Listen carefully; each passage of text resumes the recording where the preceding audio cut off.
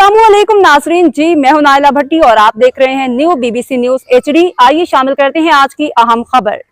कराची से हमारे chief sports reporter Rehan अकरम की रिपोर्ट के मुताबिक गर्मियों की छुट्टियां होते ही समर कैंप का एक मेला सज जाता है, जहां देखें समर कैंप मुनाकिद होते दिखाई देते हैं।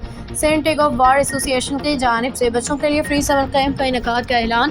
ताहम बच्चों की कम दिलचस्पी और शदीद गर्मी के बायस मुंतज़मीन ने फैसला किया समर कैंप ईद उल अज़हा के बाद मुनाकिद किया जाएगा। एसोसिएशन का कहना है कि बेहतर मौसम ज़्यादा शिरकत को यकीनी बनाने के लिए कैंप की नई तारीखों का ऐलान जल्द किया जाएगा। इस मौके पर सेक्रेटरी सेंट tug of war association Javed Iqbal ने अपने ख्यालात का इजहार किया। बिस्मिल्लाहिर्रहमानिर्रहीम। मैं इस वक्त अगवार के रोड पर मौजूद हूँ और आपकी दुआओं से, अल्लाह के फजल व करम से पहली से हम बच्चों के लिए कैंप लगा रहे हैं। और ये कैंप जो है इसमें कोई पैसे नहीं होंगे, बिल्कुल फ्री होगा।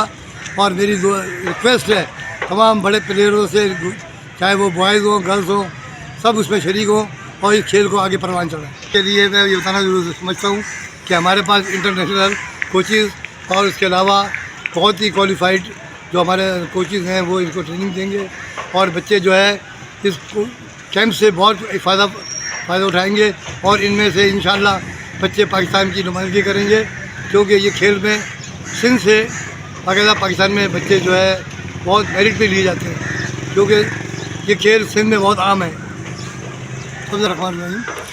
आखिर में मैं ये कहूँगा कि वालिदैन को है वो आएँ और अपने बच्चों को लेके आएँ और यहाँ का माहौल देखें, यहाँ की ट्रेनिंग देखें और इसमें शरीक हों।